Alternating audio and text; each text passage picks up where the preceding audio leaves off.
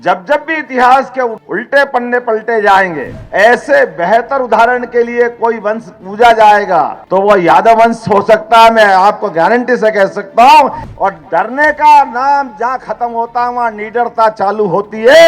ये भगवान कृष्ण सदैव सदैव से कहते आए। अब माननीय सिंधिया जी, आपका चुनाव नहीं है, ये चुनाव मेरा चुनाव है, हम सबका चुनाव है, यादव बंधुओं का चुनाव है। गरीबों का औकात बताने वाले कम से कम कोई भी हो सकते, मेरी सरकार में बैठ के कलेक्टर तो हो ही नहीं सकते। ये निर्णय हमने अपने माध्यम से कराया। हमने कहा सब निरस्त पहले उज्जैन जाएंगे, इंदौर जाएंगे, जा घायल है उन सबसे मिलेंगे। हमारी सरकार संवेदनशील सरकार है, सबको लेके चलने वाली सरकार है, सबके मामले में चिंता करने वाली सरकार है। तो इस फैले हुए कीचड़ में यह कमल खिला है, जिसके माध्यम से मोदी जी की सरकार बनी और हमको मौका मिला। एकमात्र पार्टी भारतीय जनता पार्टी है जो माता बहनों को समान दृष्टि से देखती है। अभी हमारी लोकसभा की बात कर लें, 29 लोकसभा में से भाजपा और कांग्रेस ने दोनों ने टिकट दिए, लेकिन जहां हमने अपने यहां वीडी शर्मा जी कितने दिए, 6, और कांग्रेस ने 1। इतनी कंजूस है कांग्रेस, देखो ये हालत है उसके। वो माता बहनों की इज्जत करना नहीं जानती है। ये देश का दुर्भाग्य है। देश के सर्वोच्च पद पर, राष्ट्रपति जैसे महत्वपूर्ण पद पर अनुसूचित जनजाति की बहन द्रौपदी मुर्मू का अगर बिठाने का संकल्प किसी ने लिया तो श्रीमान नरेंद्र मोदी जी ने लिया। और भारतीय जनता पार्टी की पूरी की पूरी पार्टी ने पार्लियामेंट्री बोर्ड के माध्यम से निर्णय किया कि हाँ, हम तो अब उस वंश के मानने वाले हैं जहां पहले कृष्ण भगवान के पहले भी नाम क्या लेते हैं, राधा। यह हमारे देश की संस्कृति, बोलो राधा। सीता, हमारे अपने वंश में तो, हमारे अपने देश में तो, हमारी संस्कृति में तो माता बहनों का क्या सम्मान करते हैं और करना भी चाहिए। जब जब भी इतिहास के उल्टे पन्ने पलटे जाएंगे तो हमेशा इतिहास में ऐसे बेहतर उदाहरण के लिए कोई वंश पूजा जाएगा तो वो यादव वंश हो सकता है। मैं आपको गारंटी से कह सकता हूं। ऐसे अपने इस गौरवशाली वंश, सारा भारतीय संस्कृति यदु से ययाति तक जिस वंश के नाम से जाने जाते हैं, सारी धाराएं वहां से निकली, रघुवंश की वहां से निकली है और ये भगवान कृष्ण का वंश भी वहां तक निकला है। सारा देश अगर ये संस्कृति दुनिया में पुजाती है तो किस कारण से पुजाती है? ये पुजाने का कारण है त्यागमय संस्कृति, सब कुछ लुटा करके भी आनंद देने वाली संस्कृति, दुनिया में मानवता को स्थापित करने वाली संस्कृति। और इसी को एक शब्द दिया है भगवान के समय से, वो धर्म आधारित संस्कृति। तो इसके लिए बोला जाता है धर्म क्षेत्र है कुरुक्षेत्र है, अर्थात जहां धर्म है वहां कृष्ण है, जहां कृष्ण है वहां यादव है। दुनिया की कोई ताकत इसको झुटला नहीं सकती। जीवन में कष्टों से घबरा करके घबराने वाले घबराते रहेंगे, डरने वाले डरते रहेंगे। जहां डर के अगर कोई खड़ा है निडर, वो है भगवान श्री कृष्ण। ये हमारी संस्कृति हजारों साल से सिखाती आई है। मैं अपने इस गौरवशाली इतिहास को प्रणाम करते हुए अपनी बात करूंगा। और अब चूंकि चुनाव की बेला है, जिस बात को लेकर हम बैठे हैं, हमारे अपने इस लोकसभा के प्रत्याशी, और मैं प्रणाम करना चाहूंगा, हमारे लिए पुरानी बात भी, चुनाव में गुना लोकसभा से जो प्रचंड जीत दी है, उस जीत के बलबूते पर जोरदार तालियां केपी यादव जी के लिए, उतनी तालियां सिंधिया जी के लिए बजना चाहिए। दोनों का महत्व भी बताना चाहूंगा। हमको मालूम है अलग अलग प्रकार के लोभ लालच, पता नहीं कितने प्रकार की बातें होती है, लेकिन धर्म मार्ग पर चलने वालों के लिए चुनौती होती है। उसको लगातार संघर्ष करना होता है। और संघर्ष करने में मुगलों से भी जिनने संघर्ष करके, हम तो गोपाल कृष्ण की जय बोल रहे हैं। सिंधिया वंश ने उज्जैन में गोपाल मंदिर भव्य और दिव्य बना करके दिखाया। यह हमारा उज्जैन का इतिहास बताना चाहूंगा। जोरदार तालियां बजाएं इस बात के लिए। कैलाशवासी भाईजाबाई महारानी जी ने अपने पैसे से भगवान कृष्ण का मंदिर बनाया। वो मंदिर बना करके जो गौरवशाली एक और बड़ा पृष्ठ है वो भी खोलना चाहूंगा। 1000 साल पहले मोहम्मद गोरी के समय, और गोरी ने हमारे अपने भगवान द्वारका का, और द्वारका में जो लूट मचाई थी, सोमनाथ में जो लूट मचाई थी, और यहां से दरवाजे चुरा के ले गए थे। पन्ना के दरवाजे चांदी की चौखट में जड़े हुए। जब हम कमजोर थे काल के प्रवाह में ले गए होंगे, कोई बात नहीं। मुझे इस बात की प्रसन्नता है कि मुगल की सत्ता खत्म नहीं हुई थी दिल्ली में, लेकिन ये हमारे सारे देवालय पूरे सिंधिया साम्राज्य में अगर जगमगा रहे हैं तो उसकी बड़ी ताकत हिंदू समाज की हमारे महाराज सिंधिया जी के माध्यम से हमने वो गौरवशाली समय देखा है।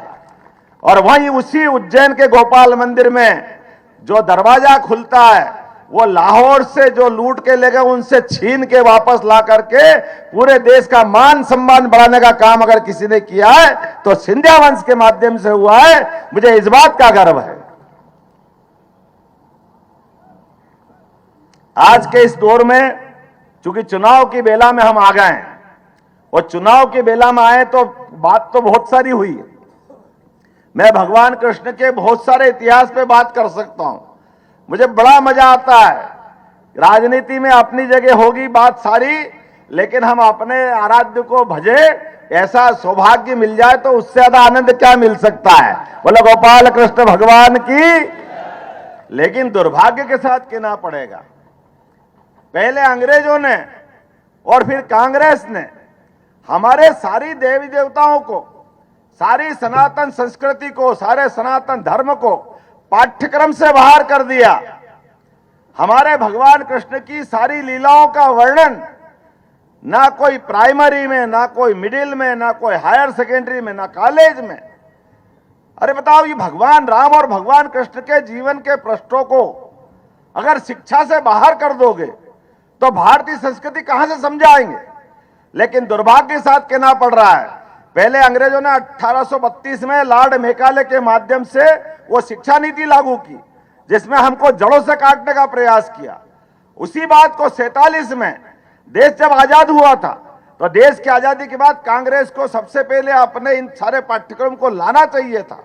लेकिन दुर्भाग्य के साथ कहना पड़ेगा, कांग्रेस ने वो प्रयास नहीं किए।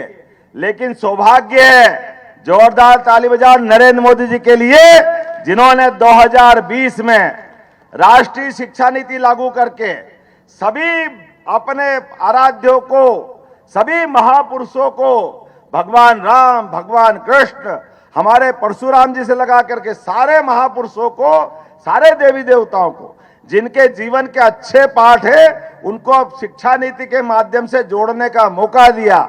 और मैं सौभाग्यशाली हूं, 2020 में शिक्षा मंत्री था, तो शिक्षा मंत्री होते होते देश में सबसे पहले शिक्षा नीति अगर कहीं लागू हुई तो मध्य प्रदेश में लागू हुई। मुझे इस बात का सौभाग्य मिला। और इसी आधार पर हमारे पाठ्यक्रम में गीता जी जैसा पवित्र ग्रंथ कहां मिल सकता है। गीता जी के 18 अध्याय, जिस 18 अध्याय में हर अध्याय के माध्यम से कर्मयोग की शिक्षा दी गई। भगवान ने अगर अलग अलग प्रकार के किसी प्रकार के मार्ग से जाने का भाव बताया तो प्रत्येक मार्ग से अगर मोक्ष ले जाने की बात कही है तो कितनी सरल बात है। अगर मृत्यु लोक में कोई भी आया, कोई अमर नहीं हो सकता, सबको एक दिन मरना पड़ेगा। जब मरना ही पड़ेगा तो डरना कैसे। और डरने का नाम जहां खत्म होता है वहां निडरता चालू होती है। यह भगवान कृष्ण सदैव सदैव से कहते आए। इसलिए उन्होंने कहा धर्म मार्ग कुरुक्षेत्र, धर्म के मार्ग में चलना मतलब कुरुक्षेत्र में चलना।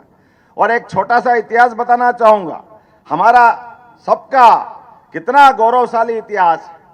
अभी हमारे सभी साधु संतों से निवेदन करेंगे कि भगवान के इस पक्ष में भी आप प्रवचन चालू करो। ये विषय भी बताना चाहिए, भगवान ने दुनिया के सारे बड़े बड़े युद्ध अपनी नारायणी सेना के माध्यम से जीते थे। जीते कि नहीं जीते थे, लेकिन उन्होंने उस कुरुक्षेत्र के बड़े महासमर में यह निश्चय किया कि मैं अपनी सेना को सामने रखूंगा और मैं पांडवों के साथ खड़ा रहूंगा। दुनिया का कोई इतिहास इतना गौरवशाली नहीं है। केवल भगवान के आदेश से, अपने राजा के आदेश से सारी की सारी सेना हंसते हंसते अपनों को, प्राणों को उत्सर्ग कर गई। एक ने भी कोई पीठ दिखाने का काम नहीं किया। यह भगवान कृष्ण का गौरवशाली इतिहास है। साथ में भी रहे तो ऐसे पक्के रहना चाहिए, विश्वास भी करो तो इतना पक्का करना चाहिए, जो कह दो वो करके दिखाना चाहिए। ये इतिहास किसी से मिल सकता है? केवल गोपाल कृष्ण से मिल सकता है। बोलो गोपाल कृष्ण भगवान की। कितने रूप है भगवान के, कहां कहां से देखो उनको। मित्रता का सर्वश्रेष्ठ उदाहरण कहीं से मिलता है तो सुदामा और कृष्ण की दोस्ती। साहब ने विधि जी अभी याद कर रहे थे, क्यों नहीं कर सकते? 5000 साल पुराने इतिहास है हमारा आपका ब्राह्मण देवता से दोस्ती का, भगवान कृष्ण के काल से। जोरदार ताली बजाओ सुदामा के साथ। और दोस्ती भी करी तो ऐसी करी कि बड़े से बड़ा पद मिल जाए तो भी गरीब से गरीब मित्र को भी नहीं भूलते। आज तक मित्रता का उससे बड़ा उदाहरण दुनिया में नहीं मिलता है। यह भगवान कृष्ण का उदाहरण है, बहादुरी का उदाहरण, कंस को उसके घर में मार करके पराक्रम दिखाने का उदाहरण अगर कहीं मिलता है तो भगवान कृष्ण के माध्यम से मिलता। तो कितनी बड़ा ताकतवर हो, कितना शक्तिशाली हो सकता है। लेकिन ये गोपाल गाय के साथ घूमते घूमते अपनी मंडली को लेकर के घर में मारने की हिम्मत भी कोई कर सकता है तो बोले गोपाल कृष्ण भगवान की। यह उदाहरण हमारे सामने आता है। आज इस बात को लंबा करूंगा तो बात को समेटना मुश्किल जाएगा। बहुत सारे बार में अब इन बात बहुत सारी कर सकते हैं, लेकिन आज ये बात इसलिए भी कर रहा हूं, इतनी सारी विशेषताओं को अगर अपने बीच में लाने का श्रेय किसी के पास है तो हमारे बीच में आज मौका हमको है कि जो हम कहते हैं, जिनको हम मानते हैं। मैं पहले तो धन्यवाद देना चाहूंगा माननीय मोदी जी को। अब माननीय सिंधिया जी, आपका चुनाव नहीं है, यह चुनाव मेरा चुनाव है, हम सबका चुनाव है, यादव बंधुओं का चुनाव है। नरेंद्र मोदी जी ने जो भरोसा दिलाया, हम उस बात का आभार मानते हैं। हमारे घर में तो कोई सांसद विधायक नहीं रहा था, लेकिन दुर्भाग्य से और भी यादव बंधु बिहार यूपी में वो इस रास्ते पे गए, लेकिन वो यादव बंधु के नाम पे तो गए, पहली बार तो बन गया धक्का धूमी से, न बाद में ऐसे पकड़ के बैठ गया कि उनकी औलाद से बाहर ही नहीं आने दिया उनने। दुर्भाग्य ऐसा, इतना बड़ा यादव समाज, पूरे देश की सबसे बड़ी आबादी, लेकिन एक बार भी दूसरा उनके घर के बाहर वाला कोई बन जाए उनको मंजूर नहीं। यह धन्यवाद है भाजपा को, पहले बाबूलाल जी गौर को, और अभी आपके सामने मेरे को मौका दे करके लोकतंत्र की जय जयकार करने का काम किसी ने किया है तो भारतीय जनता पार्टी के माध्यम से हुआ है। हमें इस बात को धन्यवाद देना पड़ेगा कि लोकतंत्र में शहीद भगत सिंह से लेकर चंद्रशेखर आजाद तक इनने सबने अपने प्राणों की आहुति इसीलिए दी कि लोकतंत्र की स्थापना होना चाहिए। किसी भी आदमी को कोई भी पद पे बिठा दे, उसको बैठने का मौका मिलना चाहिए। मुझे इस बात को धन्यवाद देने में पार्टी का आभार मानना पड़ेगा। ये अगर कोई निर्णय कर रहा है वो एकमात्र पार्टी भारतीय जनता पार्टी है, जो ऐसे फैले हुए कीचड़ में क्या खिलाती है? जोर से बोलो, क्या खिलाती है? जोर से बोलो, क्या खिलाती है? तो ऐसे दुनिया के फैले हुए कीचड़ में अपनी संस्कृति की जय जयकार करने के लिए, और हम तो और गौरवशाली है, इस बार का चुनाव तो और ज्यादा आनंद का है। मोदी जी ने कितना कमाल किया, कितने प्रकार के काम किए, लेकिन सबसे बड़ा काम किया हमको मालूम, गांव वालों की इज्जत करने में अगर कोई सबसे बड़ा नाम आता है तो भगवान कृष्ण का आता है। वो कहां जाए, वो मथुरा में जाए, पराक्रम का झंडा फहरा है। वो हस्तिनापुर जाए, पराक्रम का झंडा फहरा है। वो बड़ी से बड़ी धनाढ्यों की सभा में जाए तो हर जगह अपने गांव की संस्कृति को नहीं भूले, मोर मुकुट जीवन भर धारण करते रहिए। ऐसे भगवान के उस गांव से प्रेम का ये सबसे बड़ा उदाहरण है कि जीवन भर चाहे सोने का मुकुट हो, चाहे चांदी का मुकुट हो, लेकिन जब तक मोर मुकुट नहीं लगे तब तक मुकुट पूरा नहीं माना गया। ये गांव की संस्कृति को जोड़ने वाले देवता का सबसे बड़ा प्रमाण है। और मुझे इस बात की प्रसन्नता है, मोदी जी के लिए तो हम और इसलिए भी काम करेंगे, उन्होंने कितना बड़ा काम किया। हमारी द्वारका, वो द्वारका जिसका दुनिया में नाम है, भेड़ द्वारका जाने के लिए पानी के जहाज में बैठो, और पानी के जहाज में बैठो तो आधे तो अपने देश वाले है ही नहीं, पता नहीं कहां के आए हुए। लेकिन उस व्यवस्था को तोड़ते हुए आज जो सुव्यवस्था बनाई, भेड़ द्वारका और द्वारका में पैदल दौड़ते दौड़ते पहुंच जाओ, ये मोदी जी ने करके दिखाया। जोरदार ताली बजाओ मोदी जी के लिए। और लोकार्पण का कितना अद्भुत दृश्य दिया। पानी के अंदर प्रधानमंत्री स्वयं गए और भगवान कृष्ण के वो मोर मुकुट जो सोने चांदी के माध्यम से सम्मान पाते थे, समुद्र के अंदर भी मोर मुकुट रख के आए। जोरदार तालियां बजाओ। हमारा कितना ध्यान रखते हैं माननीय मोदी जी, हमारी कितनी इज्जत करते हैं, कैसा एहसास कराते हैं। मैं आज के इस अवसर पर और भी बहुत सारी बात कह सकता हूं, लेकिन आप अंदाज लगा लो, गुना और अशोकनगर से हम अगर कोई बात कर रहे हैं, किसी को 13 महीने का टाइम मिला था, बड़ी बड़ी बात करेंगे, बहुत सारी बात करेंगे, लेकिन उनने गुना अशोकनगर की तरफ ध्यान नहीं दिया। हमारे तो 90 दिन भी पूरे नहीं हुए, आपको विश्वविद्यालय दिया कि नहीं दिया इसी गुना अशोकनगर के लिए? ये युवाओं को कितनी बड़ी सौगात दी है। तात्या टोपे, क्योंकि ये बहादुरों का क्षेत्र है, वीरों का क्षेत्र है, महावीरों का क्षेत्र है। यहां पर ऐसे ही स्वतंत्रता सेनानी के नाम पर जोरदार तालियां बजाओ। एक और कृषि विश्वविद्यालय भी दिया है, जिसके माध्यम से हमारे बच्चे पढ़ेंगे, आगे बढ़ेंगे, युवाओं का मान सम्मान मिलेगा। आपको ग्वालियर तक जाकर आने का चक्कर नहीं खाना पड़ेगा, सब कुछ यही होगा।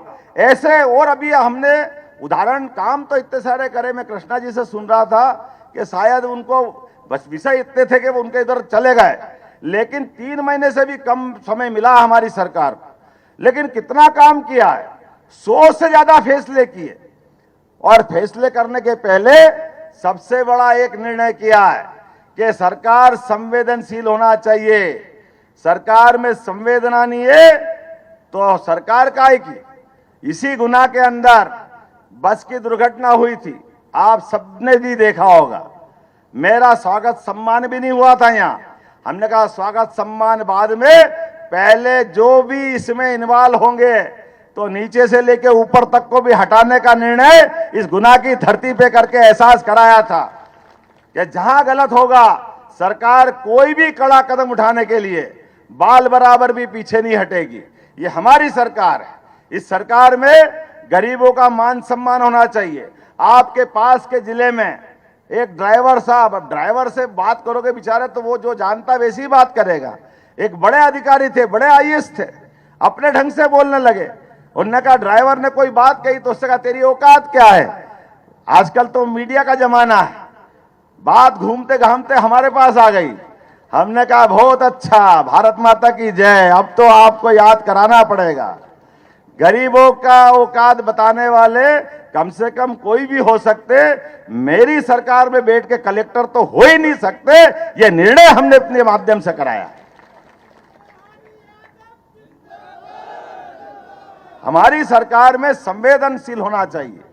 अभी परसों ही आपने देखा, होली के दिन घटना घट गई, आरती। अब आरती में तो वास्तव में आप माननीय सिंधिया जी के काल से ही बड़ी भव्य आरती होती, 32 प्रकार के अलग अलग दीप मालिका रहती है।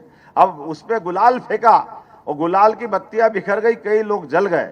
हमने कहा कोई बात नहीं, घटना हो गई, लेकिन हमारी संवेदना थी। मेरा तो जन्मदिन भी उस दिन था, होली का बड़ा कार्यक्रम भी अपने भोपाल में रखा था। हमने कहा सब निरस्त, पहले उज्जैन जाएंगे, इंदौर जाएंगे, जा घायल है उन सबसे मिलेंगे। हमारी सरकार संवेदनशील सरकार है, सबको लेके चलने वाली सरकार है, सबके मामले में चिंता करने वाली सरकार है। और ये हमने, हमारे देश के ये सबसे बड़े मुखिया कदम कदम पे उदाहरण मिलते हैं। वो दिवाली का मनाते हैं सेना के साथ, सीमाओं की रक्षा पर, वो नरेंद्र मोदी जी।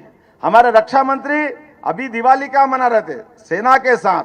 हमारे अपने ऐसे लद्दाख में ऐसे कितने उदाहरण भरे पड़े। और आप बताओ, फैसले तो इतने सारे, मैं बताओ तो बहुत सारा सकता हूं, लेकिन एक सबसे बड़ा फैसला जिसमें आपको भी मजा आएगा, हमको भी मजा आएगा। हमने पूरे प्रदेश की गौशालाओं के संचालकों को बुलाया, आओ भाई आओ, आपके गोपाल की मेरे घर में भी गाय पलती है और आपके घर में भी गाय पलती, महाराज के महल में भी गाय पलती है तो सब हम गोपाल। 33 करोड़ देवी देवता का वास किसी में है तो जीते जी भगवान के दर्शन करना, गौ माता के दर्शन कर लो, अपने आप सबको पुण्य मिल जाता है। ऐसी पुण्यशाली गौ माता, उसको पूरे प्रदेश में हमने निर्णय किया है, सड़क पर बेसहारा मरने के लिए नहीं छोड़ने देंगे, उनकी चिंता पूरी सरकार करेगी, यह निर्णय भी हमने किया है।